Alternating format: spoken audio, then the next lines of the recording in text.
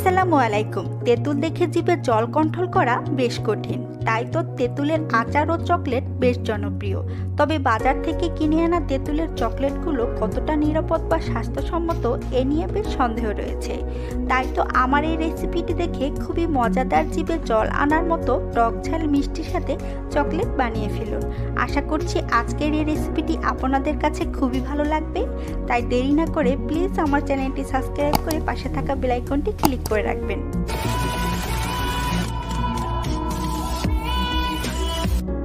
তেঁতুলের চকলেটটা বানানোর জন্য আমি এখানে 500 গ্রাম তেঁতুল নিয়েছি। এখন এর সাথে হাফ কাপ নর্মাল পানি অ্যাড করে তেঁতুলটাকে খুব ভালোভাবে মাখিয়ে নিব। এই পর্যায়ে আমার খুব ভালোভাবে মাখিয়ে নেওয়া হয়ে গেছে। এখন এর ভেতরে থাকা আটিগুলো সব ফেলে দিয়ে তেঁতুলের কাঠটা বের করে নেব। তো আমার তেঁতুলের কাঠটা বের করে নেওয়া হয়ে গিয়েছে। এখন এর সাথে অ্যাড করছি হাফ কাপ খেজুর।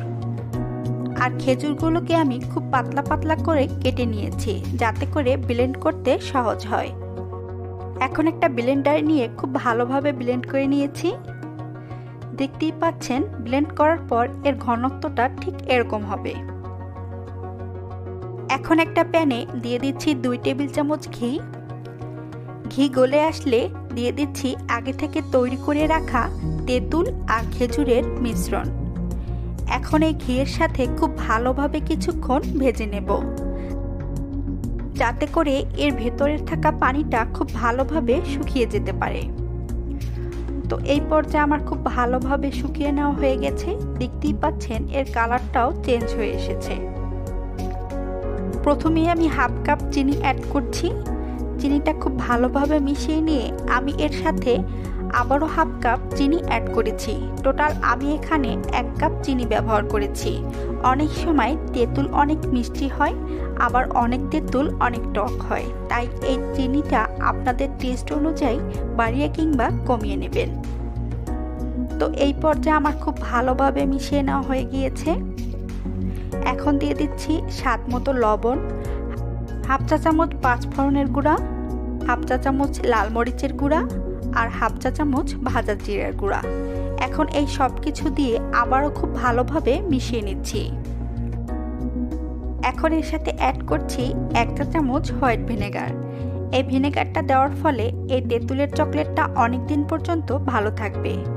এখন সব কিছু খুব ভালোভাবে মিশিয়ে নিয়েছি। সবশেষে এর সাথে অ্যাড করছি 2 চা চামচ সরিষার তেল। ঘিয়ের খুব সুন্দর একটা ফ্লেভার আর সরিষার তেলের ঝাঁজ, এই দুই মিলিয়ে খুব সুন্দর একটা ফ্লেভার এসেছে। আপনারা চাইলে সরিষার তেলটা স্কিপও করতে পারেন, তবে আমার কাছে মনে হয়েছে এই দুইটা দেওয়ার কারণে খুব সুন্দর একটা ফ্লেভার এসেছে। চকলেটটা প্যানের গা ছেড়ে এসেছে আর খুব সুন্দর একটা কালারও এসে গিয়েছে। তো এই পর্যায়ে আমাদের চকলেটটা একদম রেডি। দেখতেই পাচ্ছেন এর ঘনত্বটা ঠিক এরকম হবে। এখন চুলাটা বন্ধ করে দিব। এখন এটাকে চুলা থেকে নামিয়ে ঠান্ডা করে নেব, কারণ চুলায় রেখে দিলে নিচ থেকে পুড়ে যেতে পারে। তো এই পর্যায়ে আমার ঠান্ডা হয়ে গিয়েছে আর কালারটা চেঞ্জ হয়ে চকলেট কালার হয়ে গিয়েছে। চকলেটটা তৈরি করার জন্য আমি একটা র্যাপিং পেপার নিয়েছি। এখন এটাকে আমি ছোট ছোট 4 কোনা করে কেটে নিয়েছি। এখন এর ভেতরে তৈরি করে রাখা চকলেটের উপাদানটা দিয়ে দিয়েছি।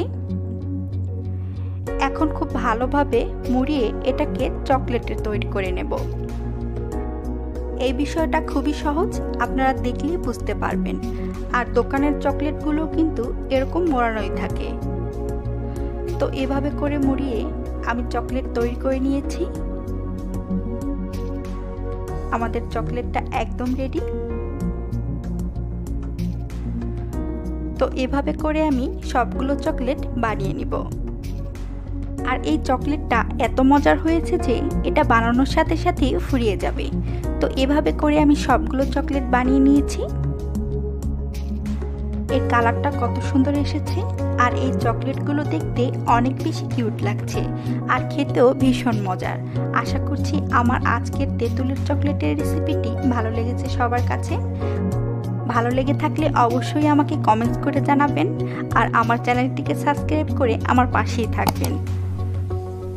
আর এই তেঁতুলের চকলেটটা ফ্রিজ ছাড়াই 1 মাসের মতো ভালো থাকবে।